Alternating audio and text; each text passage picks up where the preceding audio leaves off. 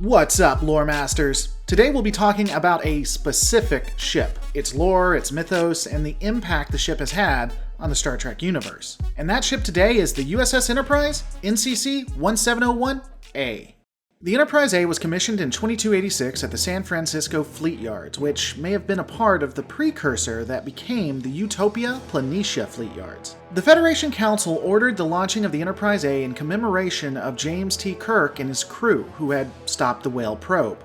Oh yeah, you remember that entire affair, when Kirk and crew committed treason and then ultimately stopped the whale probe, so it's okay and, they get their own ship? Because apparently, if you commit treason but you save the Earth, everyone's okay with it, even if the Federation is made up of hundreds of other planets who might have an issue with someone committing treason. Back to the discussion, of course, the Enterprise A would be launched for its shakedown cruise, and that cruise did not go well. And the more I think about it, the more it may show the politics of the 23rd century. As noted, Kirk committed treason and was given a ship, but this ship couldn't be used at all, and this may have been a political thing when you think about it. I mean, you can't put the man who saved Earth in jail, but you could give him a ship, just not a very useful one. What bolsters my theory is that the vessel itself appeared to be barely operational. While the warp engine still worked, most everything else did not. Communications, doors, consoles, turbolifts, and other critical systems constantly malfunctioned. Quite literally, while on the bridge, bulkheads and consoles would randomly begin to explode with no real rhyme or reason. And even though the ship was orbiting Earth, and, well, of course, Earth is where Starfleet Command is, and presumably you would have dozens, if not hundreds of ships at the disposal, the barely functioning Enterprise A would be ordered to Nimbus 3 to deal with the hostage situation that was occurring, and this was due to the ship being the only one with an experienced crew. If only they had some form of, a device that would allow you to go from one place to another, like where you could transport yourself and others from one ship to another ship. Alas, at this time, it appears this technology was not available. And because this technology was not available, the Enterprise A would set course for Nimbus 3. Upon arriving, the crew would attempt to save the hostages and ultimately would have to return to the Enterprise itself. Unfortunately, they would be chased by a bird of prey and the Enterprise would have to square off against the enemy vessel. And while returning on the shuttle, you would have Kirk, some of his crew, and the terrorists attempting to get to the Enterprise before the bird of prey destroyed them. The Enterprise had to lower its shields so that the shuttle would be able to make it on board. Now, standard procedure was to utilize a tractor beam to pull it in. This would, of course, take too long, so the shuttle would have to be landed manually. Sulu did land the shuttle to one degree or another without the tractor beam. Once the shuttle was landed, the Enterprise would go to warp and ultimately escaped unharmed. The bird of prey, under Claw, would not be deterred though and set pursuit course. After the escape, the Enterprise was commandeered by the terrorist Sybok, who had taken Kirk prisoner after landing the shuttle. Oh, and Sybok is Spock's brother, by the by. Now, I'm going to take a moment away from this breakdown to discuss Sybok's ability. It is my understanding that when written, Sybok was originally not attempting to utilize any form of manipulation or mind control. At best, he was supposed to be using his mind meld abilities to free people from their inner turmoil. This apparently turned them into sycophants for him, and I'm not really sure how.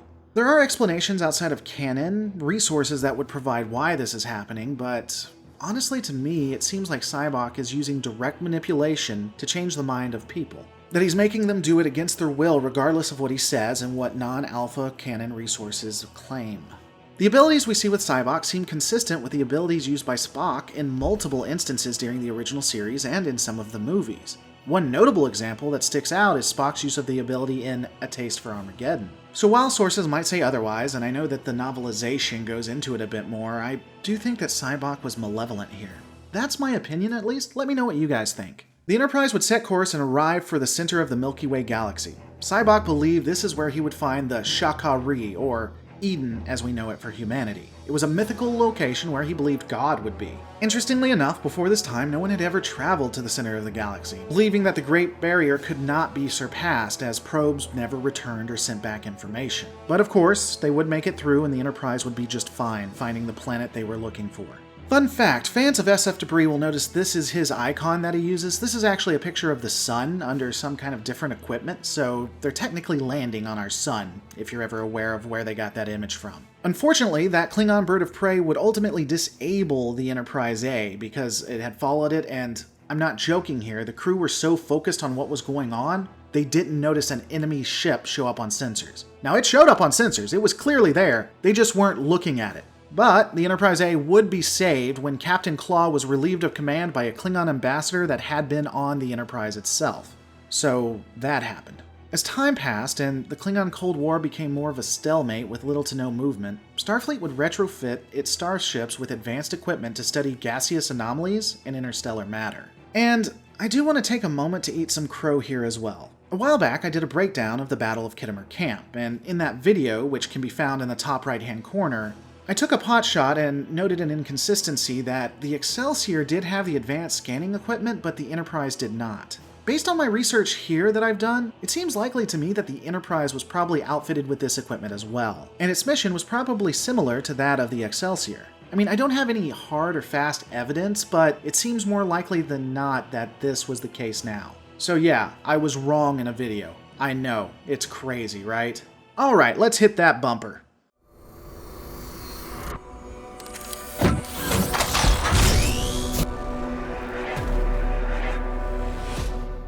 Hey guys, if you like this series where I break down specific ships, let me know. This was inspired partly by Eagle Moss that sent me their newest XL collectible, the Enterprise A. You can check it out in the links below.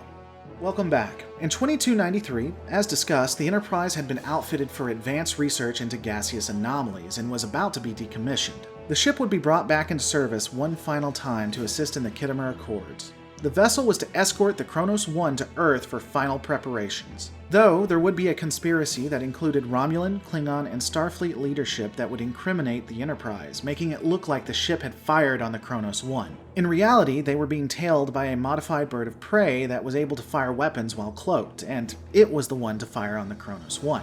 But unfortunately, Captain Kirk and McCoy were arrested for the murder of the Chancellor when they played no part in it. Starfleet would order the Enterprise A back to Earth, but this order would be ignored and the crew would begin to investigate.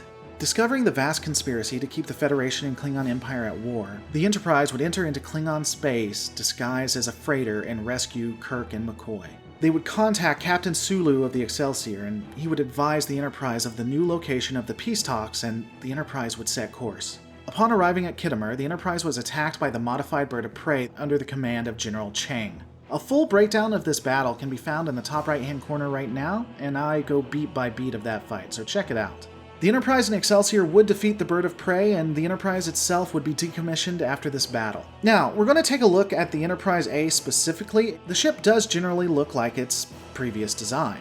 Memory Alpha, and thus almost every other website, will say that it's virtually identical. The one glaring change is the deflector dish. Now, I attempted to find some in-universe explanation for this change, and I wasn't able to. Though after talking with the anti-trekker, the opinion I've come to is that the deflector dish is the same, it just has a special kind of covering put on top of it. From what I can tell, this makes sense and seems consistent. I mean, it's possible that it's also a modified or upgraded dish, but there's no real evidence beyond the way it looks to assume that. And it would make sense that as time progresses, changes like this would occur and the addition of an outer covering would have many benefits. But honestly, there's no real difference between the two that I can tell, and there's no real alpha canon to explain it. I'm going to go ahead and discuss a few of the other changes or additions, and most of this will be according to Memory Alpha. I looked at some other sources, but Memory Alpha really had the most. It is possible that some of these are a part of the original Constitution class, but from what I can tell, it seems dissimilar. The entire layout of the bridge would change at least 3 times for the same class, and this is because of minor refits. There would be a torpedo bay on Deck 13 that would have more automation than that of the original Enterprise itself. The shuttle bay was located at the rear of the ship's engineering section. Now, no real change there, but it looked like there would be at least 4 shuttles in its bay, which I don't believe it had in the original series. There would also be a separate and distinct cargo bay that was attached. The Enterprise A would have a vertical warp core, a similar one that would be used 80 years later. Oh, I bet you expect me to say something about the execs being too greedy and using the sets of the Enterprise D. Nah, I'm not gonna do that. They wanted to use those sets and put it together to make the 2 different series jive more and get the original series audience into the Next Generation series, so I can understand that. I don't necessarily have an issue when you add visual cues that make sense. Unfortunately, they don't do that anymore when it comes to Trek. There isn't really much more added to the Enterprise that isn't reasonably on the original Constitution class that I could find. I will make an interesting note. Apparently handheld phasers that have the ability to disintegrate people and objects were placed all around the Enterprise A. like everywhere. I mean, they had one in the galley. They weren't secured. Anyone could grab them. I know that space was supposed to be a utopia, but I can only imagine the brawls and fights that occurred if you needed a cook to grab a phaser, and he had to set it to disintegrate to bring peace back to mid-time meal break. Among the personnel that served aboard the Enterprise, it would include James T. Kirk and Spock as commanding officers, Spock as the first officer, Leonard McCoy as a chief medical officer, Montgomery Scott as chief engineer, Sulu, Valera, and Pavel Chekhov as helmsman, Pavel Chekhov as navigator, Uhura as communications officer, and then Spock as science officer. For those wanting to be on Jeopardy, the ship was seen 3 times in Star Trek IV, The Voyage Home, Star Trek V, The Final Frontier, and Star Trek VI, The Undiscovered Country. So in essence, it was seen in 2 Trek movies and 1 movie dedicated to Shatner as a god. Oh, and it was referenced via a picture in Star Trek Beyond if you consider JJ-verse. The Enterprise is a fascinating vessel for me. Now, I'll admit the original series is fine and enjoyable, but it's not my bag. I'm more TNG, more DS9. What are your guys' thoughts? Let me know in the comments below.